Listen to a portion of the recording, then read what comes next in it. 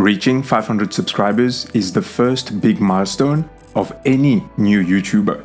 I remember thinking, if I could reach that goal, then I would have proven to myself that I can create videos that attract an audience.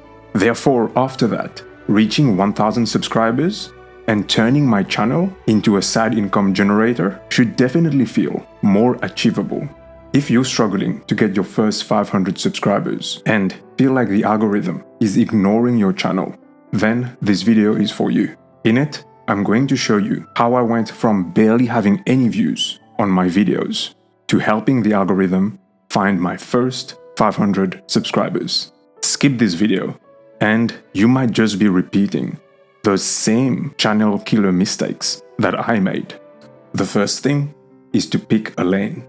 I did not do this, and the YouTube algorithm got confused with my channel. You see, YouTube's main goal is to profile and find the people who would like to watch my content. But for this task to be easy for it, it's good if I have a library of content along the same theme. But what did I do? I created videos about all of my interests, which includes finance, tech, books, AI, crypto, and many more. If someone likes crochet and I've created a video about that, it's unlikely that they will stick around if the next video of mine that's served to them is a finance one. They're more likely to stick around and watch one about a new crochet technique. In my case, some people might have liked my personal finance videos, but couldn't care less about my AI videos. So they watched one video on my channel and bounced. To find my first 500 subscribers faster, the question that I then started to ask myself when creating new videos was, would this video attract the type of person that would want to watch all my other videos, existing ones and future ones? If I can get people to watch multiple videos on my channel, then the YouTube algorithm would promote my channel to even more people. Viewers need a reason to subscribe to my channel. And when they subscribe, they're not subscribing because of the current video that they're watching. They're subscribing because they want to see more of that same type of video from me in the future. Therefore, if I was starting out today, I would pick a lane for a certain theme of videos and stick to it. That's what the pro YouTubers call finding a niche. But of course, there's a big chance that finding a niche that works might involve a lot of experimentation. I might have picked one that actually does not have a lot of people drawn to it. So how would I balance validating my niche and sticking to my lane? I would create at least 7 to 12 videos in the lane I pick, upload them, and see what the data says. If I think I've done everything I can to try to get viewers for that niche and it's not working, then I might pivot a little, shift lane a little, and repeat the experiment with my next 7 to 12 videos. Now, there are analyses that you can do to find your ideal niche to start a YouTube channel for, so that it actually makes money. If you want my free blueprint that explains how to do that, find the link in this video's description.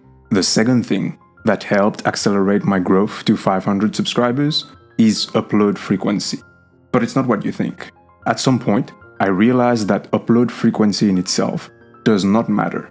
There are channels that upload one video only and gain thousands of subscribers from it, as there are channels with thousands of videos uploaded but only have a few subscribers. But many well-known YouTubers say, if you stay consistent, your audience knows when you're uploading, so they're more likely to watch, and that helps with channel growth. It might be true, but it's not the whole truth. Otherwise, channels like James Jani's wouldn't have grown to millions of subscribers with only a few uploads per year. There is a different reason to stay consistent when starting out on YouTube. It was important for me, when starting out, to upload as frequently as possible, while trying to improve something in each new upload.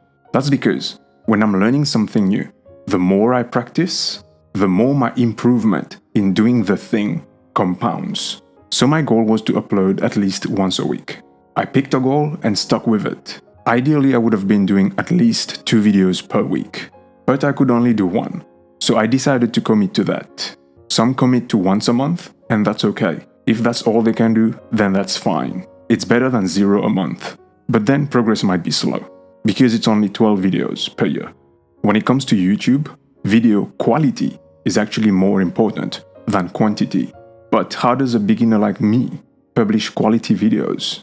It's not by focusing on the one video for a long time and trying to perfect it. That's not how learning works. No, quality, when it comes to beginners, comes from a rapid iteration and learning. So for beginners, quality comes from quantity. Quality comes from trying to upload at least 52 videos in the first year on YouTube. But what does quality mean? Is it fancy edit? Is it being comfortable in front of the camera? Is it equipment? Those help. And in a competitive market like YouTube, we better get them right. But in my humble opinion, they are not the main focus when it comes to quality of videos on YouTube. That brings us to the third important thing that helped me accelerate my growth to 500 subscribers. Starting out, I used to think that filming and editing the video were the most important tasks. It kinda makes sense, right? YouTube means videos, so the act of creating the video itself must be the most important task. Well, with time, I realized that that was the wrong way to think about it. The video idea is actually the most important thing. What the video is about, if there's a market for it, if it's solving a pain point for that market, is it something that they want to watch? Is it something they're searching for? Is it something that they would want to watch, even if the sound and the edit is bad? That's way more important. And getting it right will generate more views than a dull idea with fancy edits. The way I think about it is this. If I really need to find an answer on YouTube, I would not care how fancy the video is. I would watch it anyway.